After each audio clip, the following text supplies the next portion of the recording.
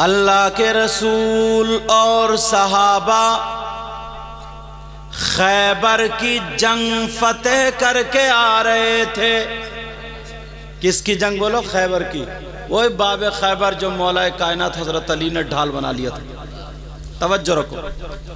وہ گدھا آ کر کے کہنے لگا آقا، پیارے آقا، میں آپ سے دو باتیں کرنا چاہتا ہوں۔ اب ایک جانور جب بولی میں بولنے لگے تو لوگ تعجب کریں گے۔ میرے نبی بولے، بولو کیا کہنا چاہتے ہو؟ کہ آقا، میرے سب سے بڑے والے دادا جو تھے، مجھ تک، ان سے لے کر کے مجھ تک 60 نسلوں میں گدھے ہی ہوئے۔ کتنی نسلیں ہو گئی گدھوں کی؟ اور سارے گدھے، سب کے سب گدھے، تمام جتنے بھی انبیاء کو ان کا شرف حاصل ہوا، انبیاء کا ان کو، تو وہ ان کی سواری بنے تھے۔ سارے کے سارے گدھے کون بنے تھے بولو؟ انبیاء کی۔ اے آقا، میرے دادا کی نسل میں کوئی اور نہیں رہا، صرف میں ہی رہا، اور آپ بھی آخری نبی ہیں، آخری پیغمبر ہیں۔ آقا، پیارے آقا، دل چاہتا ہے آپ مجھ پہ سوار ہو جائیں اور میں آپ کی سواری بن جاؤں۔ جی۔ نبی بولے تمہارا نام کیا؟ تو وہ کہنے لگا یزید ابن شہاب۔ اس گدھے کا کیا نام تھا؟ یزید ابن، یعنی شہاب کا بیٹا یزید۔ وہ کالے رنگ کا تھا۔ کہنے لگا آقا، میں آپ کی سواری بننا چاہتا ہوں۔ اور تم تو یار قصور پور، کیا بستور، سمجھے؟ تم تو یار انسان ہو، نبی کا کلمہ پڑھتے ہو، محبت میں یہ سب کیا ہے؟ اگر آقا راضی ہو گئے تو بیڑا پار۔ بے شک، سبحان اللہ۔ وہ کہنے لگا آقا، آپ کی سواری بننا چاہتا ہوں۔ میرے نبی نے فرمایا ٹھیک ہے، بن جاؤ، مگر تم کس کے یہاں رہتے تھے؟ کہا میں یہودی کے یہاں رہتا تھا، وہ مجھے چابک سے مارتا تھا، میں اسے بٹھاتا نہیں تھا، گرا دیا کرتا تھا، مگر آج سے میں آپ کی سواری بنوں گا۔ میرے نبی نے فرمایا ٹھیک ہے، مگر تمہارا نام یزید ابن شہاب نہیں، آج کے بعد تمہارا نام یعفور ہوگا۔ کیا نام ہوگا؟ اب اس گدھے کا نام کیا ہو گیا؟ یعفور۔ وہ آقا کی سواری ہو گیا، آقا کی بارگاہ میں رہا کرتا تھا، آقا اس پہ سوار ہوتے تھے۔ وہ یعفور اتنا سمجھدار تھا، بخاری شریف کی حدیث ہے، بخاری میں آتا ہے، وہ یعفور سے میرے نبی کام لیا کرتے تھے۔ کیسے؟ کہتے تھے یعفور، ذرا ابو بکر کو بلا کر کے لاؤ۔ کن کو بلا کر کے لاؤ؟ ارے بھائی، جانور کے سامنے بین بجاتے رہو، پتہ چلے گا؟ بھینس کے سامنے بین بجاؤ، لہرے میں آئے گی کیا؟ بولو نا۔ لیکن وہ جانور ہو کر کے نبی کو سمجھتا تھا۔ میرے نبی فرماتے تھے جاؤ ابو بکر صدیق کو بلا کر کے لاؤ۔ وہ جاتا تھا، ابو بکر صدیق اگر 10 لوگوں میں کھڑے تو ان کو جا کر کے منہ لگا دیا کرتا تھا۔ ابو بکر صدیق سمجھ جاتے تھے نبی کی سواری آئی ہے، آقا بلا رہے ہیں۔ بے شک، سبحان اللہ۔ اگر وہاں نہیں ہوتے تھے نا تو ان کے دروازے پہ جا کر کے منہ مارتا تھا، بلا کر کے لاتا تھا۔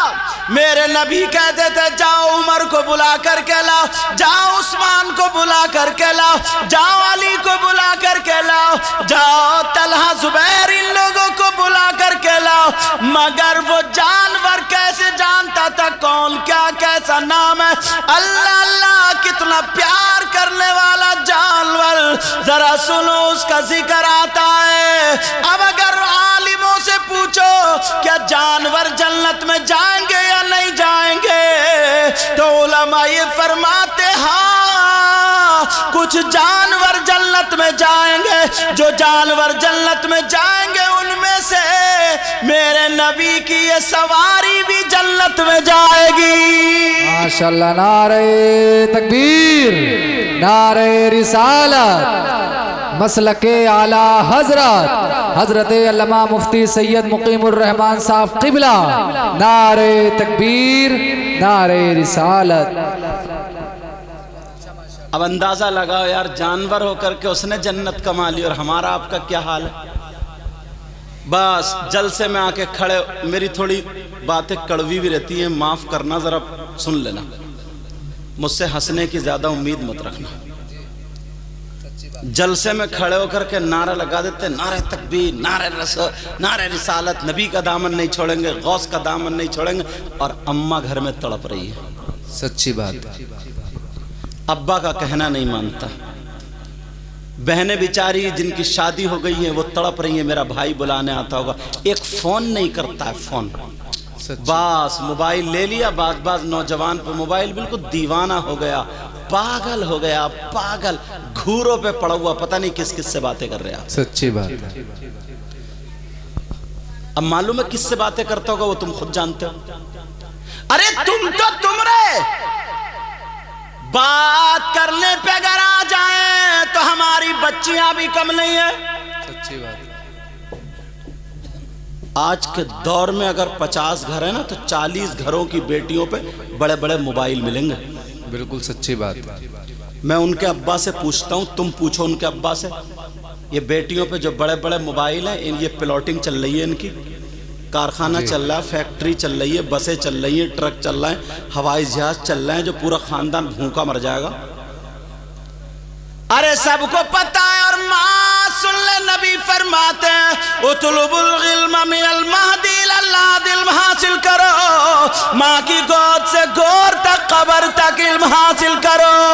اللہ اللہ سنو، سب سے پہلا مدرسہ ماں کی گود ہے، اسی کی جوان بیٹی سینے کی آڑ میں کھڑے ہو کر کے کپڑا کبھی ادھر کو پھینک رہی ہے، کبھی ادھر کو، آدھا گھنٹہ اٹھلا کر کے باتیں کر رہی ہے۔ کیا یہ ماں پاگل ہے؟ پاگل، اس ماں سے پوچھو تیری بیٹی جوان اٹھلا کر کے کس سے باتیں کر رہی ہے؟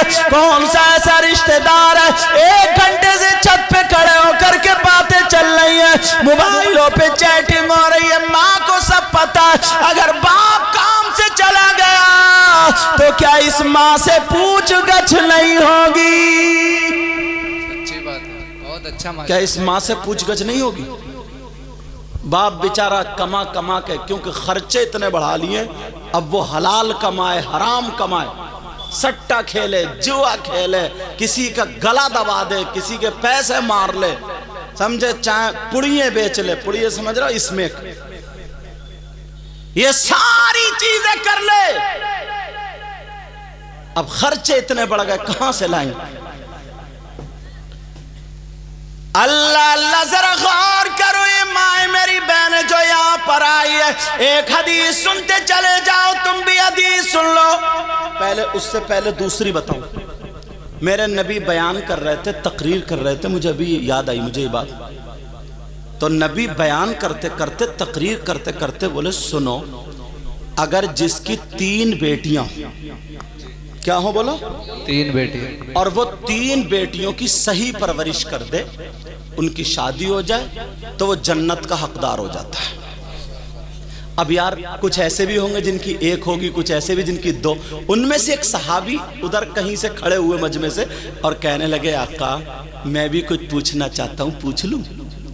یار کتنا پیارا انداز تھا، کہا آقا اجازت ہو تو پوچھ لوں؟ میرے آقا سمجھ تو گئے کیا پوچھنا چاہتا ہے، مگر اسی کی زبانی سننا چاہ رہے تھے، بولے پوچھو۔ وہ کہنے لگا، آقا 3 بیٹیاں ہوں تو وہ جنت کا حقدار ہے، اور اگر کسی کی 2 بیٹیاں ہوں، 3 بیٹیاں نہ ہو، 2 بیٹیاں ہوں، اس کا کیا ہوگا؟ تو نبی نے فرمایا، صحیح پرورش کر دے، وہ بھی جنت کا حقدار ہے۔ بیٹیوں کی وجہ سے جنت مل رہی ہے۔ ایک کونے سے اور کھڑے ہو گئے، کہنے لگے، آقا آپ کی بارگاہ سے کبھی کوئی خالی ہاتھ نہیں گیا، جب بھی اگر کچھ مانگا، جب بھی طلب کیا، کوئی خالی ہاتھ واپس نہیں گیا۔ آقا اتنا بتا دیں کیا میں بھی اپنی فریاد آپ کی بارگاہ میں رکھ سکتا ہوں؟ میرے نبی کہنے لگے ہاں بولو، آپ بھی بولو، کیا کہتے ہو؟ وہ کہنے لگے آقا اگر کسی کی ایک بیٹی ہو تو کیا ہوگا؟ کسی کی دو نہیں تین نہیں، اگر ایک بیٹی ہو تو؟ نبی مسکرا کر کے بولے اگر اللہ جس کو ایک بیٹی دے اور وہ اس کی صحیح پرورش کر دے وہ بھی جنت کا حقدار۔ ماشاءاللہ سبحان اللہ، بہت بیٹیوں کی وجہ سے جنت۔ تمہارے دل میں ایک بات آ رہی ہوگی کہ اگر کسی کی بیٹی نہ ہو تو؟ جی یہ بھی تو بات آ رہی ہوگی نا، تو وہ میں بتا دوں، وہ حدیث وہیں رک گئی۔ وہ اب بند کر لو نا، لائیو سن لو ڈائریکٹ۔ میری تقریر میرے سامنے سن رہا بندہ۔ اب ایک دم لائیو سنو نا، توجہ، تاکہ میں ادھر آدھر نہ ہو جاؤں۔ اگر جس کی کوئی بیٹی نہ ہو تو کسی غریب کی بیٹی لے کے پال لو، اس کی صحیح پرورش کر دو، شادی کرا دو، وہ بھی جنت کا حقدار ہے۔ بہت اچھا، ماشاءاللہ بہت اچھا۔